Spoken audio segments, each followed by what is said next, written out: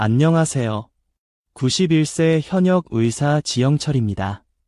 오늘 아침에도 관절이 아프셨나요? 침대에서 일어나는 것조차 고통스러웠나요? 저도 그랬습니다. 20년 전만 해도 저는 매일 아침 일어나기가 두려웠습니다. 이제 끝인가 하는 생각이 들 정도로요. 하지만 지금 91세의 나이에도 저는 여전히 매일 진료실에서 환자를 만납니다. 주말엔 골프도 즐기죠. 어떻게 이런 일이 가능하냐고요? 많은 분들이 건강의 비밀을 묻습니다. 특별한 약초, 비싼 영양제, 복잡한 운동법. 제 대답은 놀라울 정도로 간단합니다. 우리가 평생 무시해온 신체 내부만 제대로 관리했을 뿐입니다. 여러분, 솔직히 말씀드려 보겠습니다. 70대, 80대가 되면서 우리는 많은 것을 포기합니다. 이제 나이 드니는 어쩔 수 없지라고 생각하며 손주들과 뛰어놀 수 없음을 받아들이고 등산이나 여행 같은 취미도 포기합니다. 가끔은 내일 아침에 과연 일어날 수 있을지 걱정하며 잠자리에 듭니다. 그 심정, 저도 너무나 잘 압니다. 하지만 60년 넘게 의사로 살아오면서 저는 한 가지 놀라운 사실을 발견했습니다. 건강하게 오래 사는 사람들은 모두 특정 신체 부위 관리에 공통적으로 신경을 쓴다는 것입니다. 오늘 이 이야기를 끝까지 들으신다면 어쩌면 여러분의 남은 인생이 완전히 달라질 수 있습니다. 이미 늦었다고 생각하시나요? 절대 그렇지 않습니다. 제 말을 믿으세요. 그리고 더 많은 건강 비결을 계속 받아보시려면 지금 바로 구독 버튼을 눌러주세요. 알림 설정도 해두시면 제 다음 건강 비결을 놓치지 않으실 겁니다. 이 영상이 도움이 되셨다면 좋아요 버튼도 꼭 눌러주세요. 여러분의 작은 응원이 저에게는 큰 힘이 됩니다. 자, 이제 제가 60년간의 의료 경험을 통해 발견한 놀라운 건강 비밀을 함께 나눠볼까요? 인체는 하나의 연결된 시스템입니다. 그중 몇몇 부위는 마치 고속도로의 주요 교차로처럼 전신의 건강에 결정적 영향을 미칩니다. 제가 발견한 4가지 부위 관리법은 놀랍도록 간단합니다. 매일 단 몇 분만 투자해도 신체 기능이 원활해지고 면역력이 강화되며 에너지가 넘치게 됩니다. 그 4가지 부위는 바로 발, 겨드랑이, 허벅지 안쪽, 등과 두피입니다. 이 부위들이 왜 그렇게 중요할까요? 단순히 위생 차원을 넘어 이 부위들은 우리 몸의 주요 혈관과 림프절, 신경계가 집중된 곳입니다. 이 부위들의 관리 상태가 전신 건강을 좌우한다고 해도 과언이 아닙니다. 75세 이후에도 활기차게 살고 싶으신가요? 그렇다면 지금부터라도 이 4부위에 관심을 가져야 합니다. 우리는 흔히 피부주름, 백발, 관절통을 나이 드는 불가피한 증상으로 여깁니다. 하지만 제 60년 의학 경험에 비추어 말씀드리자면 이런 증상들 대부분이 제대로 된 신체 관리만으로도 크게 개선될 수 있습니다. 나이가 들었다는 이유로 포기하지 마세요. 지금 시작해도 결코 늦지 않습니다. 오히려 나이가 많을수록 이 관리법의 효과는 더 뚜렷하게 나타납니다. 이제 제가 60년간 의료 현장에서 발견한 4가지 부위 관리법을 하나씩 자세히 알려드리겠습니다. 첫 번째는 발입니다. 여러분의 발, 매일 수만 보를 걷게 해주는 이 소중한 신체 부위를 얼마나 소중히 여기고 계신가요? 제 진료실에 78세 박님이 찾아왔을 때 그는 거의 걷지 못할 정도였습니다. 선생님, 팔이 너무 아파서 화장실 가는 것조차 고통스러워요. 이제 내 인생은 끝난 것 같아요. 그의 눈에는 눈물이 고여 있었습니다. 저는 그의 발을 살펴봤습니다. 굳은 살이 깊게 박히고 건조한 피부는 곳곳이 갈라져 있었습니다. 발가락 사이는 습기와 균으로 인해 염증이 생긴 상태였죠. 제가 물었습니다. 발을 어떻게 관리하고 계신가요? 그는 말했습니다. 관리요? 그냥 씻기만 하는데 바로 그겁니다. 우리는 발을 단순히 씻는 것만으로 충분하다고 생각합니다. 그러나 발은 단순한 이동수단이 아닙니다. 발에는 무려 7,000개 이상의 신경 말단이 있고, 이는 모두 우리 내장기관과 연결되어 있습니다. 동의학에서는 이를 경락이라고 부릅니다. 서양 의학에서도 이제 이 연결성을 인정하고 있죠. 저는 의대생들에게 항상 이렇게 가르칩니다. 발은 제2의 심장이다. 발에 있는 혈관과 근육이 심장을 도와 혈액을 온몸으로 펌프질하기 때문입니다. 놀랍게도 발 관리는 심혈관 건강을 개선하고 혈압을 안정시키며 심지어 수면의 질까지 향상시킵니다.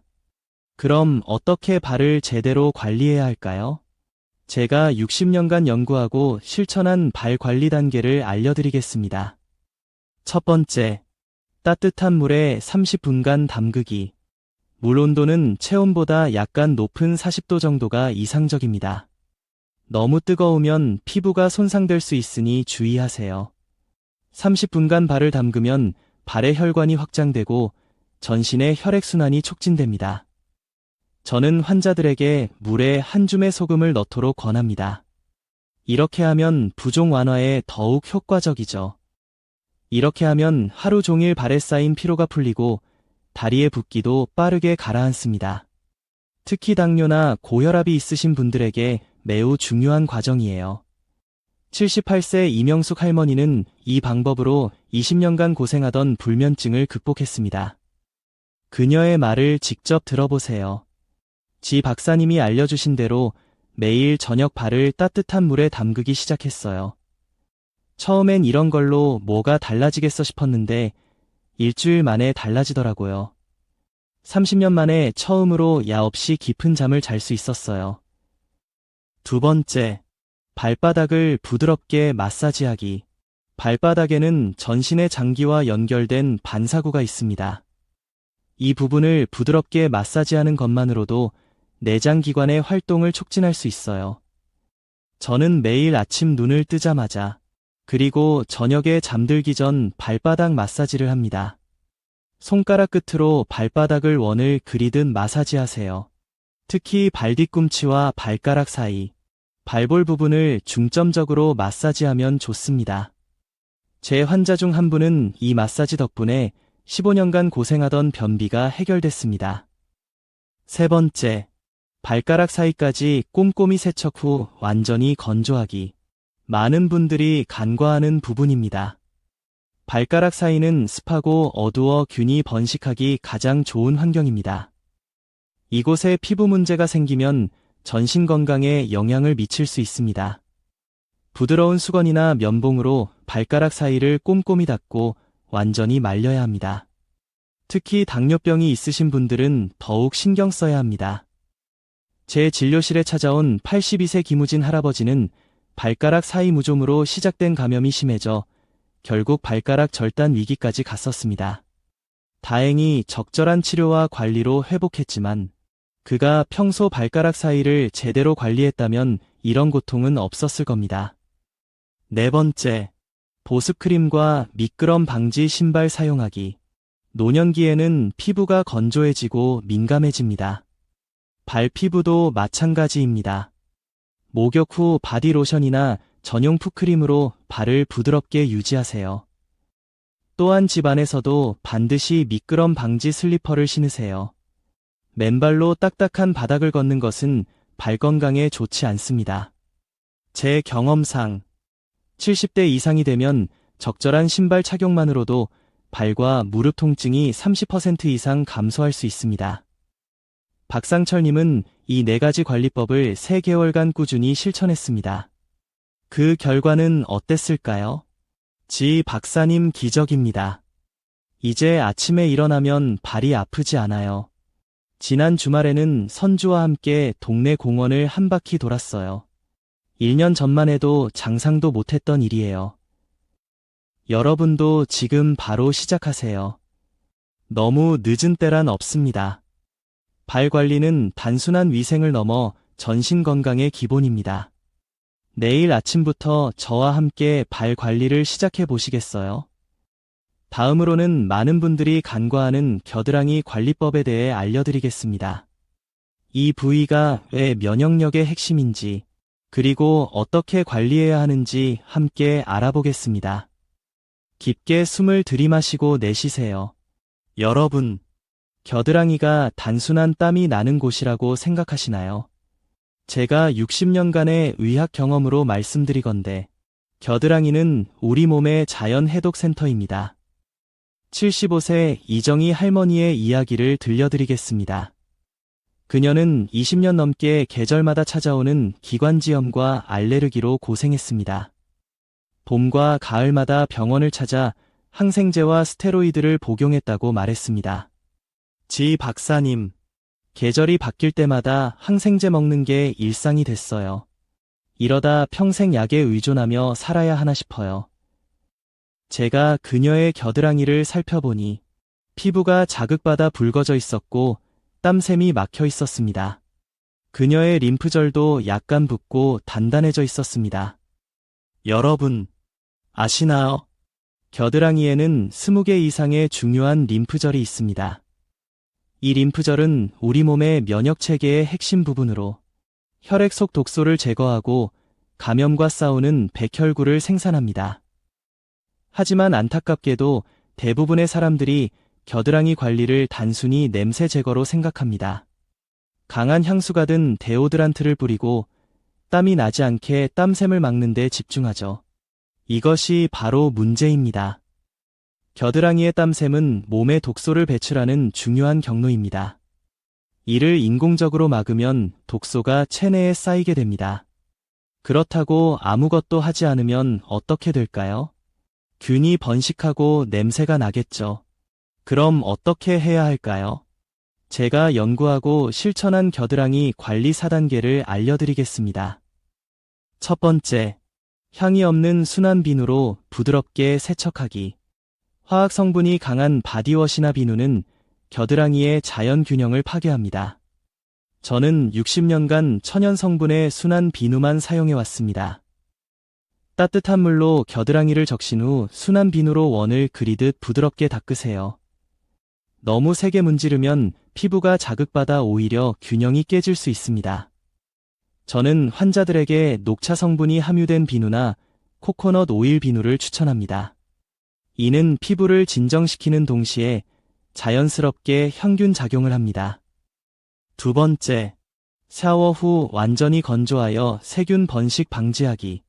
겨드랑이는 습하고 따뜻해 세균이 번식하기 좋은 환경입니다. 샤워 후 부드러운 수건으로 겨드랑이를 완전히 말리는 것이 중요합니다. 저는 환자들에게 헤어드라이어를 사용해 보라고 권합니다. 물론 차가운 바람으로 말이죠.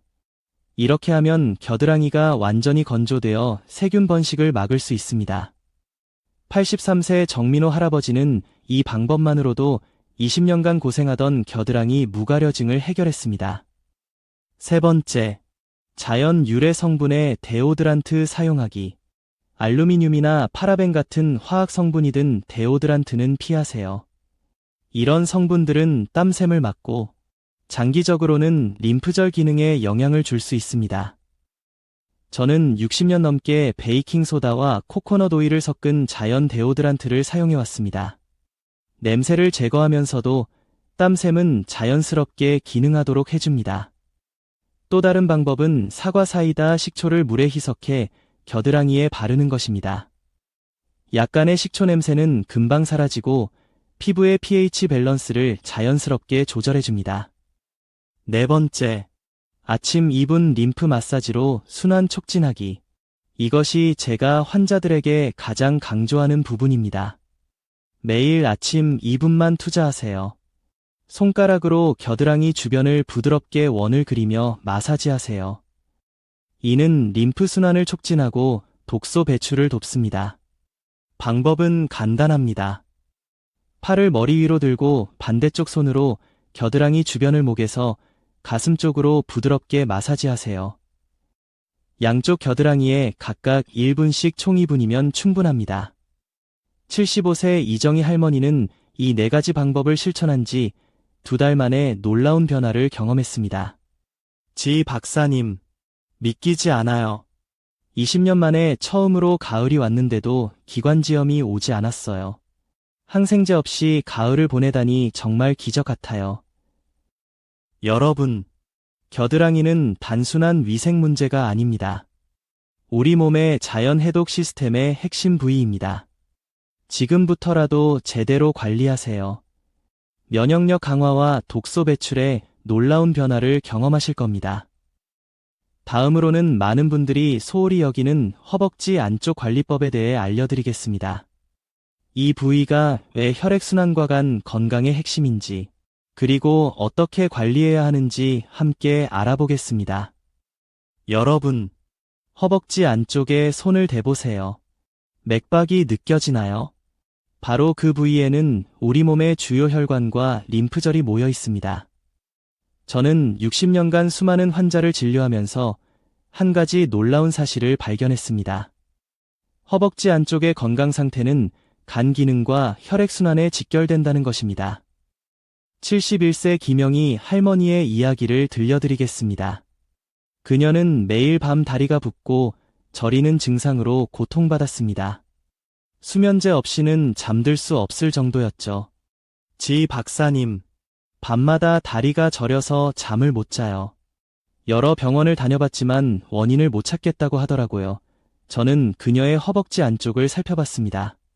피부는 건조하고 갈라져 있었으며 그 부위에 림프절이 약간 붓고 단단해져 있었습니다. 혈액 검사 결과 간 수치도 약간 높았죠. 여러분, 허벅지 안쪽은 단순한 피부가 아닙니다. 대퇴 동맥과 정맥, 서해부 림프절 등 중요한 순환계 구조물이 모여 있는 곳입니다. 이 부위의 혈액순환이 원활하지 않으면 다리 부종, 정맥류, 심지어 간 기능에도 영향을 미칠 수 있습니다. 동양의학에서는 이 부위를 강경이 지나가는 곳으로 봅니다. 서양의학에서도 이제 허벅지 안쪽에 림프순환이 간의 해독 기능과 밀접한 관련이 있다는 것을 인정하고 있죠. 허벅지 안쪽을 제대로 관리하지 않으면 혈액순환이 저하되고 독소가 쌓이며 결국 만성 피로와 부종으로 이어집니다. 심지어 간 기능에도 영향을 미칠 수 있습니다.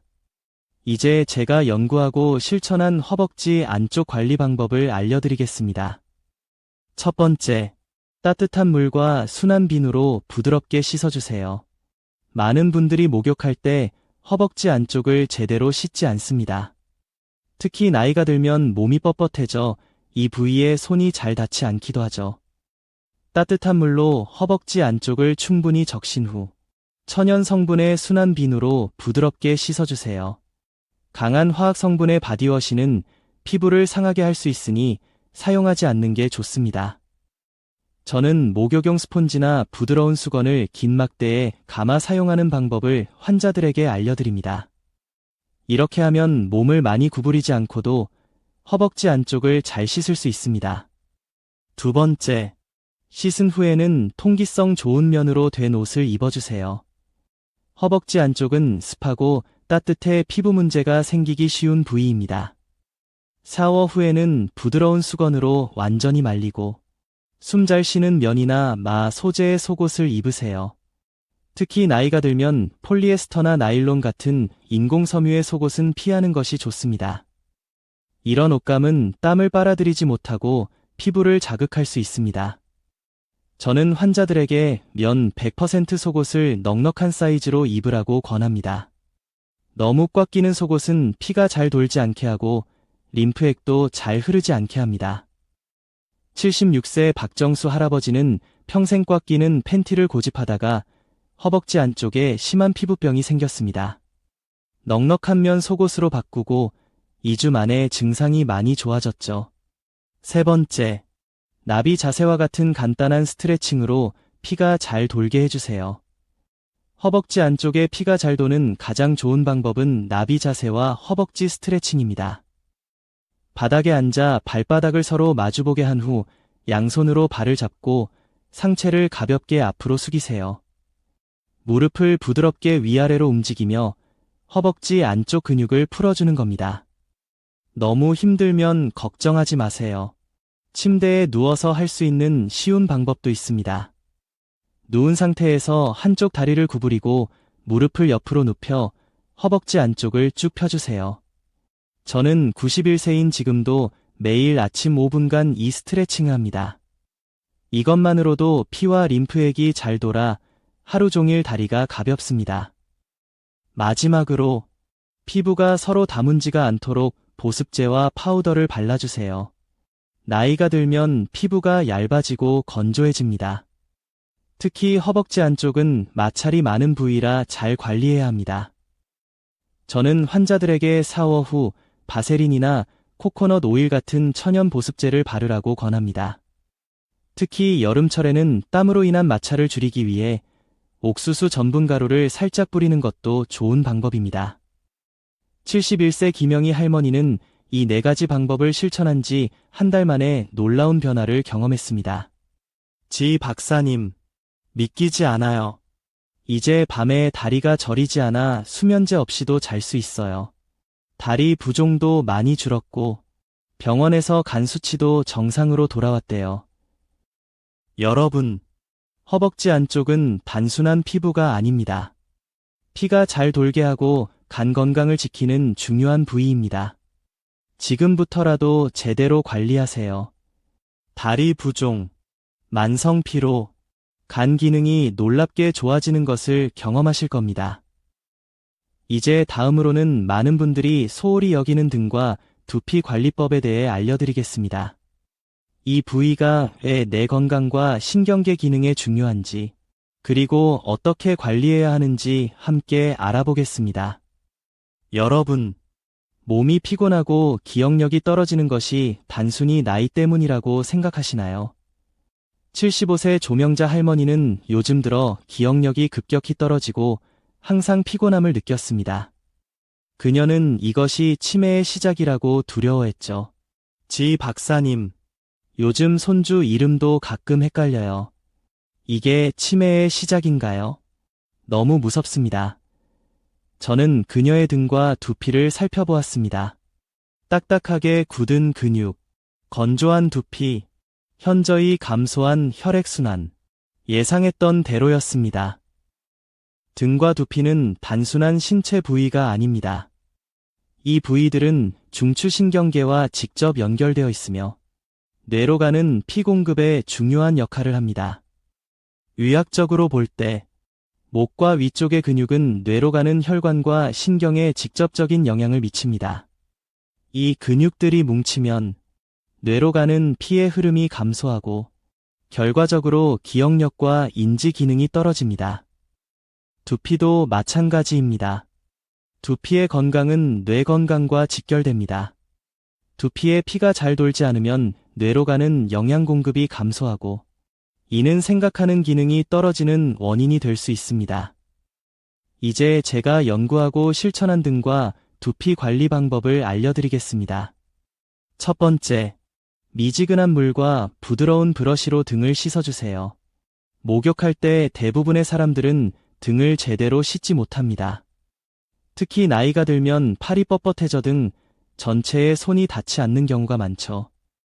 저는 환자들에게 긴 손잡이가 달린 부드러운 목욕 브러쉬를 사용하라고 권합니다.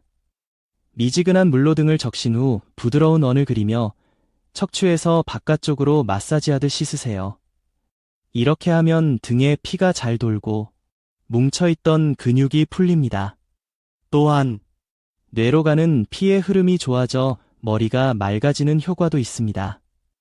79세 김철수 할아버지는 이 방법을 실천한 후 샤워만 해도 머리가 맑아지는 것 같다고 말했습니다. 두 번째, 두피 마사지를 통해 뇌로 가는 피의 흐름을 좋게 해주세요. 두피 마사지는 뇌 건강에 놀라운 효과가 있습니다. 두피에는 수많은 혈관이 있어 적절한 마사지는 뇌로 가는 피의 흐름을 직접적으로 좋게 합니다. 저는 매일 아침과 저녁 손가락 끝으로 두피 전체를 부드럽게 마사지합니다. 방법은 간단합니다. 손가락 끝으로 두피를 부드럽게 원을 그리며 5분간 마사지하세요. 이때 너무 세게 누르지 마세요. 산포할 때도 두피를 부드럽게 마사지하듯 하시면 좋습니다. 특히 뒤통수와 관자놀이 부근은 뇌로 가는 중요한 혈관이 지나는 곳이니 신경 써서 마사지해주세요.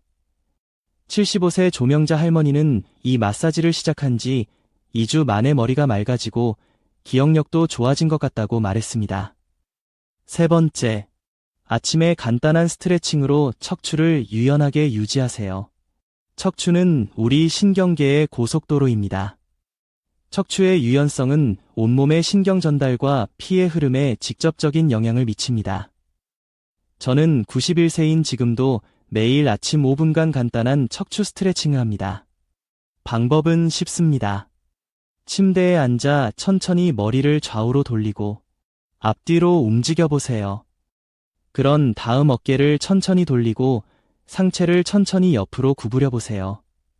너무 어려우면 걱정하지 마세요. 침대에 누워서 할 수 있는 더 쉬운 방법도 있습니다. 무릎을 구부린 채 누워서 엉덩이를 살짝 들어 올렸다 내리는 것만으로도 허리와 척추의 유연성을 유지할 수 있습니다. 저의 오랜 환자 중 한 분인 83세 박영호 할아버지는 이 스트레칭을 시작한 지 한 달 만에 15년간 시달렸던 만성요통이 크게 좋아졌다고 합니다. 마지막으로 저녁 시간에 5분만 마사지를 하면 깊은 잠을 잘 수 있습니다. 잠자기 전 5분간의 등과 목 마사지는 깊은 잠을 자는데 큰 도움이 됩니다. 이는 척추를 따라 달리는 뭉친 근육을 풀어주고 중추 신경계를 편안하게 해주는 효과가 있습니다. 방법은 간단합니다. 마사지 크림이나 오일을 손에 덜어 목부터 허리까지 부드럽게 마사지해주세요. 특히 목과 어깨 부분의 뭉침을 풀어주는 것이 중요합니다.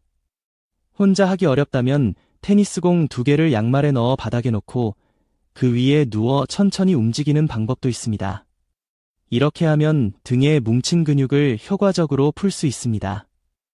75세 조명자 할머니는 이 4가지 방법을 실천한 지 2달 만에 놀라운 변화를 경험했습니다. 지 박사님, 기적입니다. 이제 손주 이름을 헷갈리지 않아요. 머리가 훨씬 맑아졌고 힘도 넘쳐요. 가족들도 제가 달라졌다고 말해요. 여러분, 등과 두피는 단순한 신체 부위가 아닙니다. 뇌 건강과 신경계 기능에 중요한 부위입니다. 지금부터라도 제대로 관리하세요. 기억력, 생각하는 능력, 활력의 놀라운 변화를 경험하실 겁니다.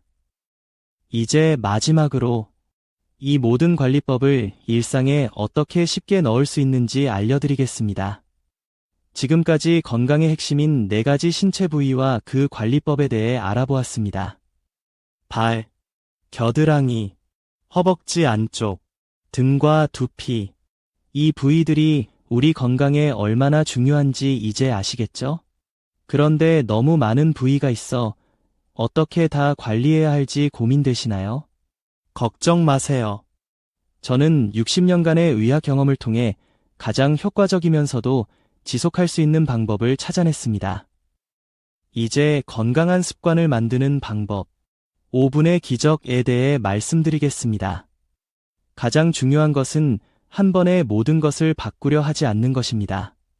조금씩 바꾸는 것이 가장 효과적이고 오래 지속할 수 있습니다. 먼저, 요일별로 한 부위에 집중해서 관리하세요. 일주일에 각 요일마다 한 부위에 집중하는 겁니다. 월요일은 발 관리의 날, 수요일은 겨드랑이 관리의 날, 금요일은 허벅지 안쪽 관리의 날, 일요일은 등과 두피 관리의 날로 정하세요.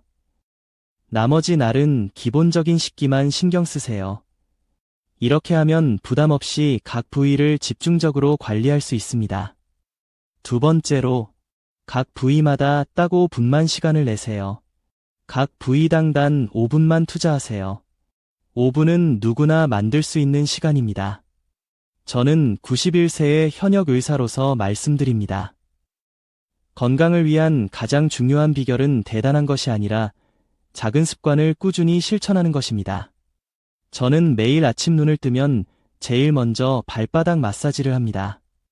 식사 후에는 5분간 허벅지 스트레칭을 하고 저녁 샤워 시간에는 등, 브러싱과 두피 마사지에 집중합니다. 이 모든 것이 하루 15분도 채 걸리지 않습니다. 세 번째로, 새로운 습관을 매일 하는 일과 연결하세요. 새로운 습관을 매일 하는 일과 연결하면 쉽게 습관이 됩니다. 예를 들어, 아침 커피를 마실 때 발 마사지를 하고, TV 뉴스를 볼 때 허벅지 스트레칭을 하고, 샤워할 때 등 브러싱과 두피 마사지를 하고, 잠들기 전에 겨드랑이 주변 림프 마사지를 하면 좋습니다. 이렇게 하면 시간이 없다는 핑계를 대지 않게 됩니다. 마지막으로, 조금씩 바꾸는 힘을 믿으세요. 너무 늦었다고 생각하시나요? 절대 그렇지 않습니다. 저는 60년 넘게 수많은 노인 환자를 진료해왔습니다. 가장 놀라운 변화를 보인 환자들은 80대, 심지어 90대에 이런 관리법을 시작한 분들이었습니다.